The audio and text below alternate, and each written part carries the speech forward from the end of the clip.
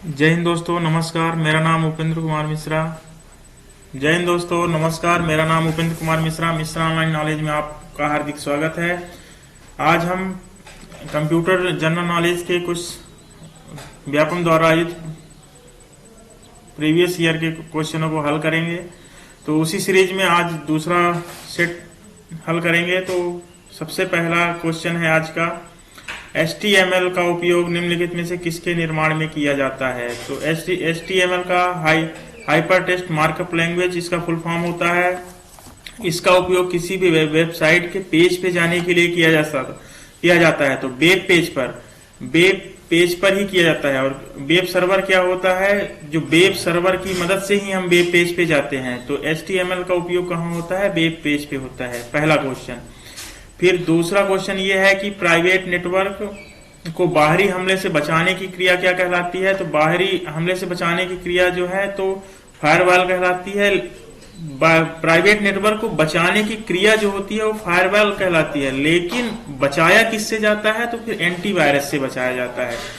तो इसको ध्यान में रखिएगा। फिर तीसरा क्वेश्चन है आज का कि अगर आप एक वर्कबुक की 3 प्रतियों को कैसे प्रिंट कर सकते हैं। अगर आपको 3 प्रति में चाहिए तो उसको प्रिंट करने के लिए क्या करना पड़ेगा। तो उसको प्रिंट करने के लिए पहला ऑप्शन जो है तो मेनू से प्रिंट पर क्लिक करके 1 से 3 तक प्रिंट पेज को सेलेक्ट करें। अगर ऐसा करेंगे तो 3 प्रतियों में नहीं निकलेगा, बल्कि 3 पेज में प्रिंट होगा। तो उसको करने के लिए मेनू से प्रिंट करने क्लिक करें और प्रतियों की संख्या को 3 बार टाइप करें। अगर 3 बार आप टाइप करेंगे तो आपको एक ही पेज के 3 प्रति मिलेंगी। तो आपका आंसर 2 सही होगा। फिर अगला क्वेश्चन है कि MS वर्ड 2007 में प्रिंट प्रीव्यू मेन्यू में कौन सा कमांड उपलब्ध नहीं है।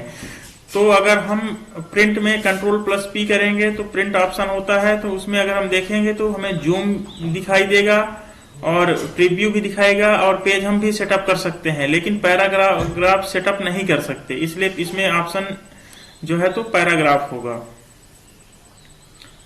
एक स्टोरेज लोकेशन में डाटा रखने की प्रक्रिया क्या कहलाती है, तो राइटिंग कहलाती है।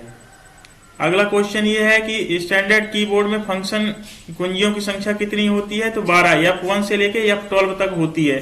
जैसे F1 में हेल्प हो गया, F2 में रीनेम होता है, ऐसे कुल मिला के 112 होती है, 12 तक होती है। मैक एड्रेस कितने बिट का होता है, तो मीडिया एक्सेस कंट्रोल, मैक का पूरा नाम मीडिया एक्सेस कंट्रोल होता है। ये जो है तो 64 या 48 बिट का होता है। तो इसमें उत्तर 48 लिखा हुआ है, इसलिए इसका उत्तर 48 होगा। अगर 48 ना हो तो फिर इसका उत्तर 64 अगर लिखा होगा तो 64 होगा। अगला क्वेश्चन है कि कुकीज को ट्रांजिएंट कुकीज के नाम से भी जाना जाता है, तो सेक्शन कुकीज को। अगला क्वेश्चन है कंप्यूटर्स की मूल भाषा जिसमें बाइनरी डिजिट 0 और 1 की शामिल होता है क्या कहलाता है। तो मशीन लेवल लैंग्वेज जो होती है तो इसमें 0 और 1 का प्रयोग होता है। MS एक्सेल में वर्कशीट डाटा का चित्रात्मक रूपांतरण क्या है, तो फ्लो चार्ट। किसी भी डाटा का अगर हम वर्कशीट में करेंगे तो उसके लिए हम चार्ट बना के ही उसको कर सकते हैं। वर्ड आर्ट से जो हम शब्द लिखेंगे उसमें 3D में बनेगा, 2D में बनेगा, वर्ड राउंडिंग में होगा, ये सब होते हैं। MS वर्ड में फाइल के लिए एक्सटेंशन निम्न होता है। जिसमें MS एक्सेल में भी बनाएंगे तो उसका फाइल एक्सटेंशन अलग होगा, MS वर्ड में बनाएंगे तो उसका अलग होगा। तो इसी तरह जैसे इसमें MS वर्ड का पूछा है तो MS वर्ड का DOCX होगा। लेकिन 2007 से पहले अगर होगा, अगर इसमें 2007 लिख रखा है, अगर 2007 से पहले अगर MS वर्ड का पूछेगा तो DOC होगा। 2007 के बाद जो है तो DOCX आया है। तो ये ध्यान में रखना। जैसे इसमें TXT किसका है, तो टेक्स्ट का है। इसका पूरा नाम जो होता है तो टेक्स्ट डॉक्यूमेंट फाइल होता है।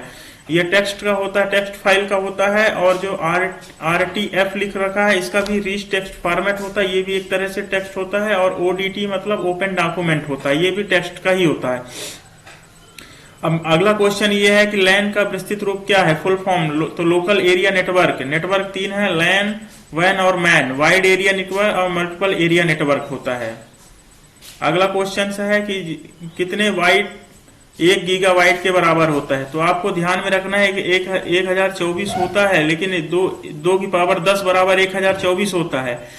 इसीलिए एक जो है तो एक कितने बाइट बराबर 1 गीगाबाइट होता है, तो 1 गीगाबाइट बराबर 2 की पावर 30 बाइट होता है। तो 2 की पावर 10 जो होगा वो 1024 होगा, ये ध्यान में रखिएगा। एक्सेल में QTR1, QTR2, QTR3 निम्नलिखित में से किसका उदाहरण है, तो सीरीज का उदाहरण है। फिर अगला क्वेश्चन है कि वर्ड डॉक्यूमेंट 2007 में कौन सी शॉर्टकट कुंजी जो है डॉक्यूमेंट में से किसी एक कट करने के लिए प्रयुक्त होता है। तो कट करने के लिए Ctrl+C जो है तो कॉपी करने के लिए होता है, Ctrl+X जो होता है तो कट करने के लिए होता है। कट करने में वो डॉक्यूमेंट वहां पे नहीं रहेगा, जहां हम नई जगह पेस्ट करना चाहेंगे तो वो डॉक्यूमेंट वहां चला जाएगा, और Ctrl+C में दोनों जगह रहेगा, और Ctrl+V से हम पेस्ट करते हैं। अगला क्वेश्चन है ASCII एक कोडिंग सिस्टम है जो विभिन्न कैरेक्टर्स प्रदान करता है। तो ASCII का पूरा नाम American standard code for information interchange होता है। ये 128 बिट्स कैरेक्टर्स का होता है। अगला क्वेश्चन ये है कि वर्ड डॉक्यूमेंट में किसी पर्टिकुलर लोकेशन में सेव करने के लिए कौन सा कमांड होना चाहिए। तो सेव से क्या होगा कि जिसमें हम मान लीजिए MS वर्ड में जिसमें काम कर रहे हैं या किसी में काम कर रहे हैं तो वहीं पे वो सेव हो जाएगा। सेव एज में मतलब ये है कि एक स्थान से जिस लोकेशन में हमें उसको सेव करना है, जैसे मान लीजिए मेरा महिला डेस्कटॉप में है, उसको हम अपने किसी एक फोल्डर में ले जाना चाहते हैं तो वहां सेव एज पे जाके हम वहां फोल्डर सेलेक्ट कर सकते हैं, और ओपन में ये जो चीज है डॉक्यूमेंट ओपन हो जाएगा और न्यू में एक नया खुल जाएगा। फिर है अगला क्वेश्चन है MS वर्ड में सेलेक्ट टेक्स्ट को एलिगेंट सेंटर प्रदान करने के लिए कि उसको सेंटर को बीच में लाने के लिए कौन सा करेंगे। तो Ctrl+R से वो राइट में जाएगा, Ctrl+J से जस्टिफाई होगा। जैसे मान लीजिए एक लाइन छोटी लिखी है, एक दूसरी लाइन थोड़ा कम लिखी है, तो ऐसे करने के लिए Ctrl+J करेंगे, जस्टिफाई होगा, सभी लाइनें इक्वल में आ जाएंगी। Ctrl+ जो U है तो अंडरलाइन, Ctrl+U जो है तो किसी भी जैसे हम कोई वर्ड में लिखे हैं तो उसको अंडरलाइन करने के लिए Ctrl+U, और Ctrl+E इसका सही आंसर होगा, क्योंकि इसको सेंटर में लाने के लिए Ctrl+E करेंगे। जब हम अगला क्वेश्चन है कि जब हम किसी फाइल को केवल डिलीट कुंजी का उपयोग करते हैं तो डिलीट करते हैं तब फाइल कहां चली जाती है। तो अगर हम सिर्फ डिलीट कुंजी का उपयोग करते हैं तो फाइल रिसाइकल बिन में चली जाती है। अगर हमें अपने लैपटॉप या कंप्यूटर से उसको परमानेंट डिलीट करना है तो Shift+Delete बटन प्रेस करेंगे तो परमानेंट डिलीट हो जाएगा।